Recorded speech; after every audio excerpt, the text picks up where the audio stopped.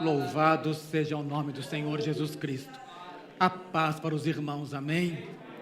Enquanto cantávamos, eu pensava, meu Deus, por que é que o Senhor nos escolheu?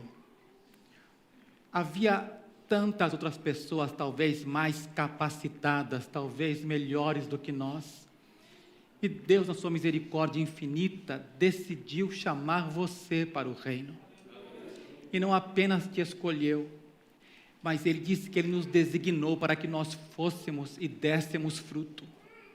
E eu continuei pensando, porque a mensagem de hoje nos fala sobre um assunto que eu já preguei uma outra vez o ano passado e vou repeti-lo hoje aqui. Eu quero tratar a respeito de 3 perguntas com resposta. Porque quando nós começamos na fé cristã, nós temos perguntas, muitas perguntas. É curioso como o Espírito Santo opera, porque Ele acaba nos respondendo. Às vezes quando chegamos no culto, quando estamos na célula, Deus sempre fala ao nosso coração. E o texto que eu vos trago nesta noite não é outro, senão o texto de Atos, capítulo 8, versículo número 26. E eu quero hoje demonstrar para os irmãos como é importante ser dirigido pelo Espírito Santo, como é importante ser tomado pelo poder do Espírito Santo, ser cheio do Espírito de Deus. Diz assim a palavra do Senhor em Atos, capítulo 8, versículo 26, para não demorarmos, diz assim: E o anjo do Senhor falou a Filipe dizendo: levanta-te, ou dispõe-te, levanta-te e vai para a banda do sul, ao caminho que desce de Jerusalém para Gaza, que está deserta. Amém. Deus Pai, muito obrigado por Tua palavra, Senhor meu Deus, que traz ao nosso coração conforto, consolo e exortação. Pai, eu quero rogar, meu Deus, que o Teu Espírito Santo venha tratar conosco, meu Pai, falando profundamente a Tua necessidade, Senhor meu Deus, mais do que a nossa. Nós rogamos, Pai, a Tua bênção em nome de Jesus. Amém, amém. Podemos nos assentar? Não que Deus tenha alguma necessidade, como eu orei, mas a verdade é que Deus sabe por que te chamou, por que te escolheu. Ele não nos escolhe à toa, porque no contexto da história, Deus tem um plano para cada criatura. E eu fico pensando naquilo que Deus quer fazer, como Deus operou na história. Hoje nós vamos falar sobre 3 perguntas que devem ser respondidas na história de Filipe e o eunuco. E falando já sobre Filipe, eu quero dizer para os irmãos como é importante nós obedecermos à palavra de Deus. Nos conta a história que Jesus, quando estava em Jerusalém, depois de ressurreto, depois já de ter morrido por nossos pecados, ressuscitado, ele sobe no Monte das Oliveiras e dá uma ordem. Ele disse, lá em Lucas 24, 49, ficai em Jerusalém, até que do alto sejais revestidos de poder. Ele disse a eles que eles permanecessem na cidade. Disse, mas enviarei sobre vós a promessa do meu Pai, e ser-me-eis testemunhas, tanto em Jerusalém, Judeia, Samaria e até os confins da terra. Mas recebereis poder, e ser-me-eis testemunhas. Atos 1:8. Em Jerusalém, Judeia, Samaria e confins da terra. São diferentes momentos da história que o Senhor vai trabalhar. Porém, a igreja do Senhor, ao ouvir aquilo, entendeu que tinham que ficar em Jerusalém, tinham que aguardar a promessa do Espírito Santo. O Espírito Santo veio sobre eles, falaram em línguas estranhas. O Senhor moveu aquele lugar, 3.000 se converteram em razão do Pentecostes, depois mais 5.000, a igreja foi crescendo, chegou a um absurdo número de umas 15.000 pessoas em Jerusalém. A cidade estava tomada por esta fé maravilhosa. O que aconteceu ali, que como cresceu demais e muito rápido, tinham que levantar diáconos para organizar a murmuração que estava acontecendo ali. Então, o que acontece é que eles elegem alguns homens, 7 homens cheios de fé, de boa reputação, cheios de sabedoria e cheios do Espírito Santo. Note como eles eram cheios de reputação, cheios de fé, cheios de sabedoria e cheios do Espírito Santo. Estes homens eram, portanto, pessoas que tinham uma medida bastante acumulada daquilo que nós falamos, que é a graça de Deus na vida de alguém. Tinham muita sabedoria, tinham muita fé e tinham muito do Espírito Santo, mas sobretudo tinham um bom testemunho da congregação e foram escolhidos. Acontece que o primeiro deles, que foi Estevão, ao ser escolhido, quando ele vai pregar a palavra, ele está pregando, anunciando o Evangelho, quando de repente os judeus começam a sentir raiva da pregação dele e assassinam diante de Saulo, que por aquela época ainda não era convertido. Aos pés de Saulo, Estevão é sacrificado. Acontece que o próximo da lista, que seria Filipe, acontece que nos fala a palavra do Senhor que os irmãos foram dispersos por todas as cidades e saíram espalhados. Isso é uma coisa interessante, porque quando nós não obedecemos a Deus, note uma coisa, Ele nos coloca o seu Espírito, depois nos enche com o Espírito Santo, porque Ele quer que nós sejamos suas testemunhas, e se nós não testificamos, então vem tribulação para nós, e quando a tribulação vem, nós somos dispersos. Por quê? Para cumprir o propósito de Deus, era Jerusalém, Judeia e Samaria, mas o Evangelho por aquele tempo estava apenas entre os judeus. Por quê? Porque o Senhor havia já dito antes, se você recorda comigo, quando o Senhor está ali em Sicar, junto do poço que Jacó construiu, ele encontra a mulher samaritana, e encontrando a mulher samaritana, ele fala a ela do Evangelho, fala da água viva, aquela mulher crê em Jesus, aquela mulher sai espalhando notícia por toda Sicar, encontrei aquele de quem diz as Escrituras, que é o Salvador do mundo. E então aqueles samaritanos estavam ali dizendo, não é pelas tuas palavras que nós cremos, mas porque nós temos visto testificado que este é realmente o Salvador do mundo. E eles pediram que o Senhor ficasse com eles por 2 dias. O Senhor ficou em Samaria 2 dias. Mas depois que o Senhor sai dali, o Senhor, mais tarde, envia discípulos por toda a Judéia, dizendo para eles que eles fossem em todas as partes, as cidades de Jerusalém, mas não entrassem em cidade de samaritano, porque era necessário que fosse anunciado às ovelhas perdidas da casa de Israel. Então eles pregaram para Israel, voltaram emocionados, porque os demônios eram expulsos, os enfermos eram curados, ficaram alegres por aquilo que havia acontecido. E mais tarde o Senhor, já no final do seu ministério, vai para Jerusalém, mas quando ele chega numa cidade samaritana, não o deixam entrar, já não é como na primeira vez, agora não o querem deixar entrar, diz, aqui tu não entras. E então 2 deles, João e Tiago, ficam tão enraivecidos, Senhor, queres que nós enviemos fogo do céu para que os consumamos? E o Senhor diz, não façam tal, vocês não sabem de que espírito sois, porque o Filho do Homem não veio para destruir, mas para salvar as almas dos homens. É algo tão importante que o Senhor está dizendo. Ele não veio para destruir o samaritano, embora o samaritano fosse um povo detestável, um povo discriminado. O Senhor disse, não, eu não vim para destruir, eu vim para salvá-los. Mas ficou no inconsciente da igreja primitiva que o Evangelho seria o sumo bem para a igreja, para especialmente Israel. Era algo para Israel, mas o Senhor queria Jerusalém, Judéia, Samaria e confins da terra. É nesse contexto que o Senhor, então, provoca aquela perseguição, os irmãos são dispersos, são enviados por todas as partes, e chegamos agora no capítulo 8, versículo de número 4, que diz assim, mas os que andavam dispersos iam por toda parte, anunciando a palavra. Iam por toda parte, descendo Filipe, a cidade de Samaria, lhes pregava a Cristo. É algo tão importante. Vamos seguir com a narrativa que diz assim, e as multidões, unanimemente, prestavam atenção ao que Filipe dizia, porque ouviam e viam os sinais que ele fazia, pois que espíritos imundos saíam de muitos que os tinham, clamando em alta voz, e muitos paralíticos e coxos eram curados, e havia grande alegria naquela cidade. Filipe estava no auge do avivamento em Samaria. Ele estava sendo usado por Deus. Orava, os demônios fugiam, os enfermos eram curados, paralíticos andavam, algo extraordinário. Mas naquele contexto, então, o Senhor deixa bem claro para Filipe que tinha uma outra obra para que ele fizesse. Filipe, então, deixa o avivamento em Samaria e obedece a voz do Senhor que diz: quero que você se levante, que você se disponha e vá para a estrada de Gaza que está deserta.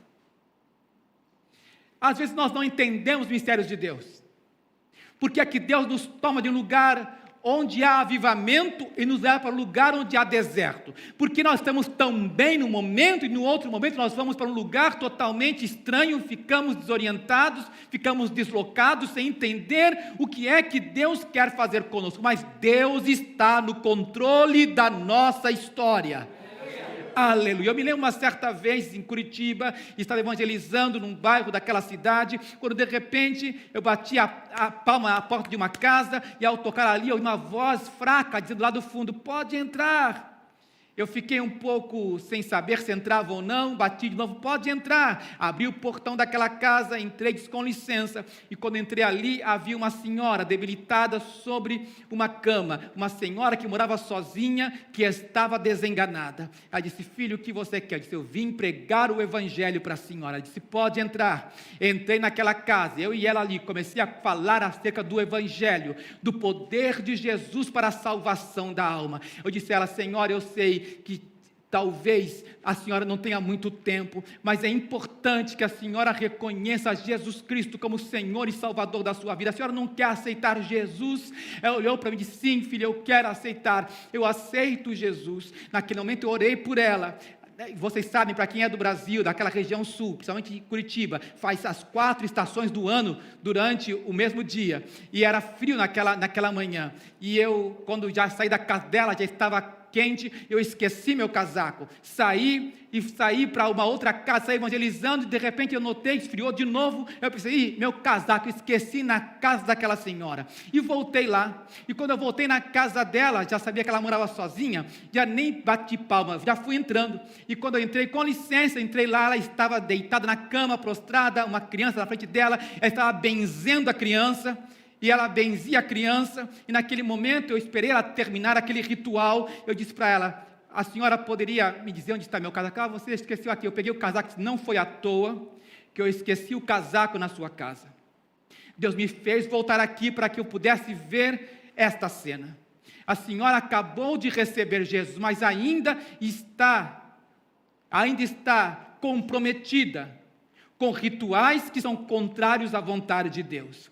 Ah, eu não sabia, eu pensei que eu estava abençoando ela, eu estava só fazendo uma reza. Diz para ela: a senhora tem um poder muito maior agora, se a senhora realmente aceitou Jesus, a senhora pode invocar o nome de Jesus, e esse nome é suficiente para curar, para salvar, para perdoar e para libertar. Eu disse: verdade, sim. Ali expliquei um pouco mais do evangelho, orei pela menina, a menina foi embora, e eu saí e fui de novo evangelizar.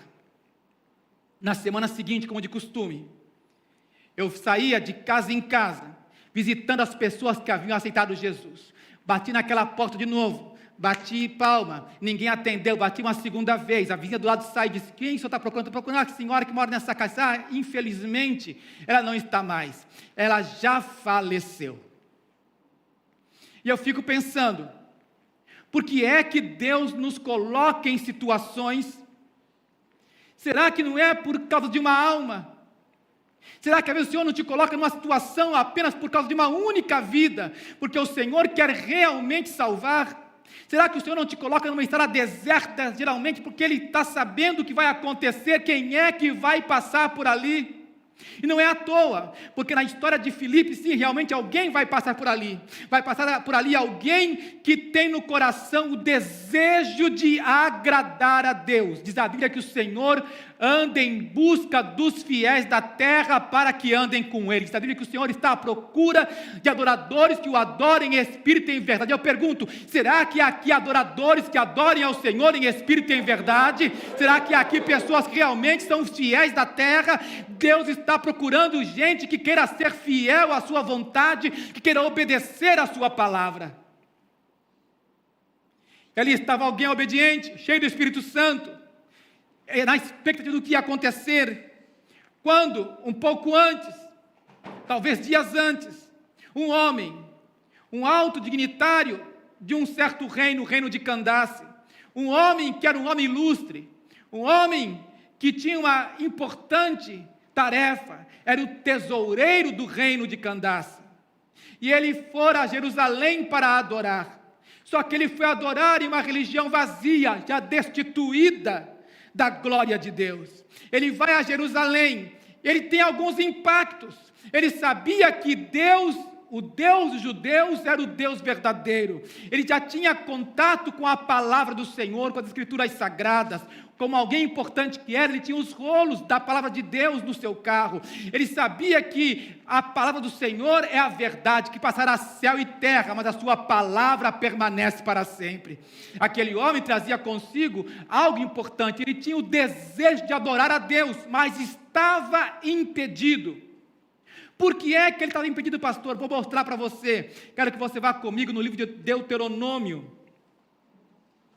capítulo de número 23, você vai ver que na lei de Moisés havia uma determinação, algo muito claro, dizendo o seguinte, que o quebrado de quebradura, ou o castrado, não entrará na congregação do Senhor. O castrado não entrará na congregação do Senhor. Ora, o eunuco era alguém que estava nessa condição. Na condição em que ele estava, ele não podia ter acesso. Seu acesso estava obstruído por duas questões. Primeiro, porque ele era gentil, porque ele não era judeu, e não podia ser um prosélito, não podia se converter à religião judaica, em razão de que, como castrado, ele estava impedido de pertencer à congregação do Senhor. Quanta gente eu conheço, sei de pessoas que querem servir a Deus, mas estão impedidas por determinadas circunstâncias. Mas quem realmente quer servir o Senhor não se importa onde é colocado. Quem realmente quer servir ao Senhor vai com o coração aberto, porque está adorando ao Deus verdadeiro. Aquele homem sabia que ele estava indo a Jerusalém para adorar. Ele foi a Jerusalém para invocar o nome do Senhor. Qual é o seu desejo? Quão intensa é a tua adoração? Qual é o preço que você quer pagar para realmente servir ao Senhor? Um homem eunuco tinha um desejo intenso de buscar o Senhor. Quando Deus vê no coração do homem e da mulher a vontade de servi-lo, Deus abre portas para ele. Eu me lembro, muitos anos atrás, eu era um policial militar. E eu trabalhava na capital de São Paulo. E eu morava na cidade de Santos, eram cerca de 1 ou 2 horas para chegar até lá. E meu maior desejo, a minha ânsia, era poder retornar rápido para chegar no culto. Eu lembro uma vez que eu estava voltando, peguei uma carona uniformizado e fui em direção à igreja. Cheguei quase para o amém. Então, quando cheguei na porta da igreja, tirei meu cinturão, coloquei debaixo do braço, subi a escada de mármore e fiquei no cantinho, observando, e de repente o pastor disse, este culto está encerrado, e deu a bênção apostólica. E eu cheguei ali com tanta vontade de ouvir a palavra, mas ouvi apenas a bênção. Mas eu queria ter chegado a tempo no culto. De repente alguém tocou no meu ombro, e eu olhei e disse, você não tem vergonha não, soldado? Era um capitão da polícia militar, que era cristão também. Eu não o conheci, ele não me conhecia. Disse, você não tem vergonha? Como é que você vem para a igreja do jeito que você está, fardado? Eu olhei para ele e disse, meu irmão, se você soubesse quanto me custou para chegar aqui, eu vim adorar ao Senhor. Não olhe para o meu estado, não olhe para o meu uniforme, eu vim aqui porque eu tenho sede de Deus. Ele ficou sem resposta, saiu invocado. Quando alguém quer adorar o Senhor, paga o preço necessário para buscar a face do Senhor. Está tudo tão facilitado hoje. As pessoas hoje encontram lugares cômodos, lugares bons para poder assentar, do ar refrigerado, encontramos uma boa cadeira para nos assentar. Nós não entendemos qual é a legítima e genuína adoração que Deus pede de nós. Deus quer que nós o busquemos em espírito e em verdade. Aquele homem era castrado. Mas se ele leu Isaías, ele entendia uma coisa, que tinha uma esperança para ele, tinha uma promessa. Isaías capítulo de número 56. versículos 3 a 5. Isaías fez uma profecia que declarava para o estrangeiro nunca dizer: não fale o filho do estrangeiro que se houver achegado ao Senhor, dizendo: de todo me apartará o Senhor do seu povo, e nem tampouco diga o eunuco. Diga o quê? Eis que sou uma árvore seca, sou improdutivo, sou impotente, não tenho nada para oferecer para Deus, não tenho descendência para oferecer ao Senhor. Mas o Senhor disse que o eunuco jamais deverá dizer: sou como uma árvore seca. Tem gente que vem para a igreja e vem como árvore seca, nunca produziu um frutinho sequer para Deus, é infértil, é improdutivo, não produz nada, mas o Senhor diz: olha, ainda que você não produza nada, não diga: sou árvore seca, porque o Senhor vai trabalhar na tua vida e vai fazer você se tornar frutífero para a glória do Senhor. Aleluia! É com essa esperança que esse eunuco ia a Jerusalém uma vez por ano adorar ao Senhor. Ele está voltando, e agora no seu retorno eu encontro algo importante. Ele está voltando, lendo o livro de Isaías, está no carro do governo de Candace, da Etiópia, reino da Núbia.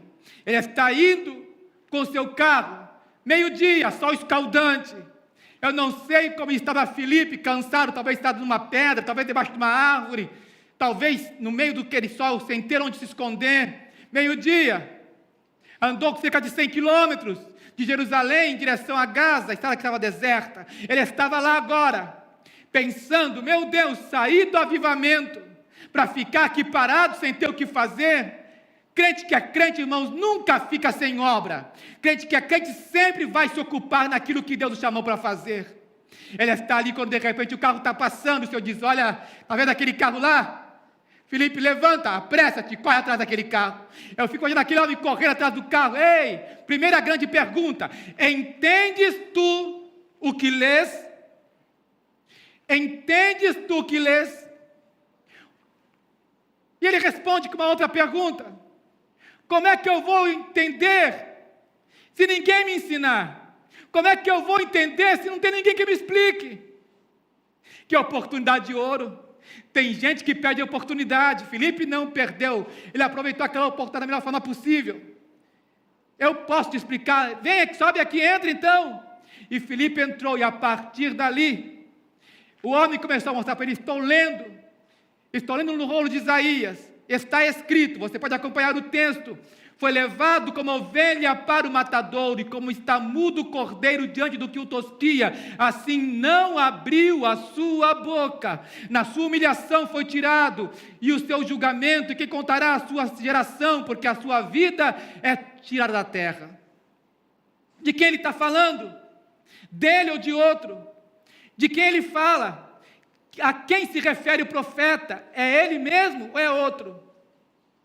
E a partir dessa segunda pergunta, de quem ele fala? Dele, de si mesmo ou de algum outro? A partir dali, Filipe abriu a boca e começou a falar-lhe acerca de Jesus. Aleluia! Não feche a boca para aquilo que Deus quer te usar. Use os seus lábios, porque você nunca sabe quem Deus está escolhendo, quem Deus está chamando. E Deus chama os mais improváveis. Aleluia! A maior prova disso é que Ele me chamou e te chamou. Ele chamou a cada um de nós. Não tínhamos talvez nada em nós que pudesse chamar a atenção, mas o Senhor, quando Ele nos escolheu com propósito, assim como queria fazer no coração daquele eunuco. Era um homem de boa reputação, era um tesoureiro, era alguém renomado, mas Deus tinha algo com ele, conhecia o coração daquele homem. Aleluia!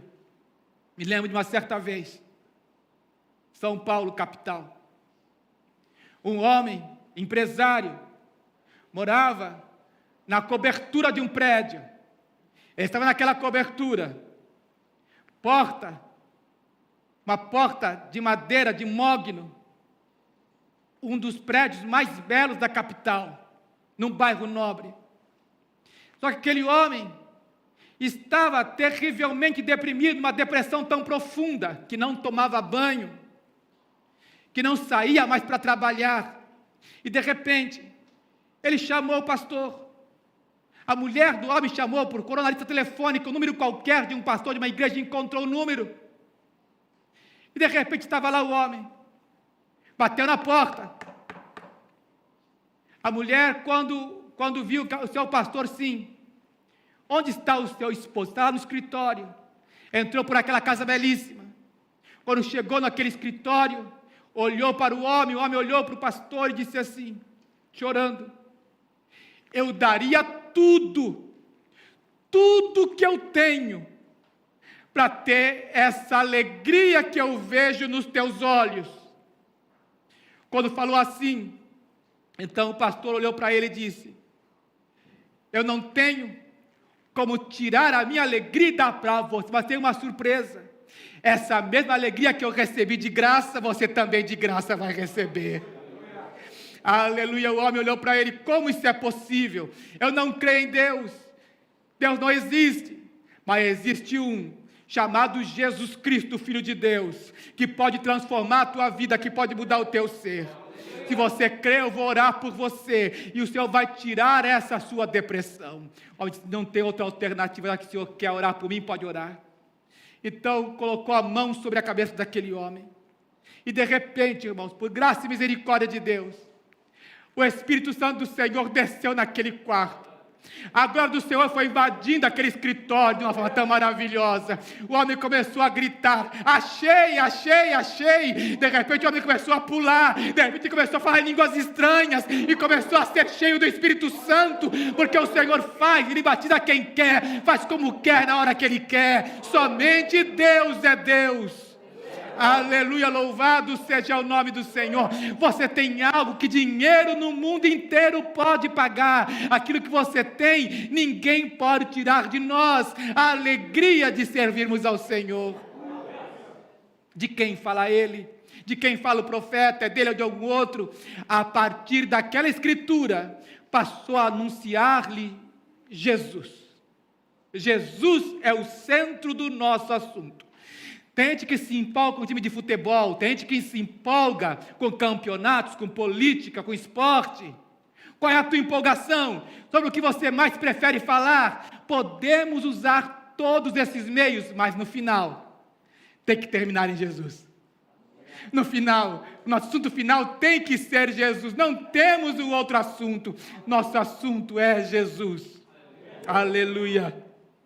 E o homem, ouvindo isso, faz a segunda pergunta. Estão passando, o carro indo devagar. Ali tem uma lagoa, por certo, ou um riacho.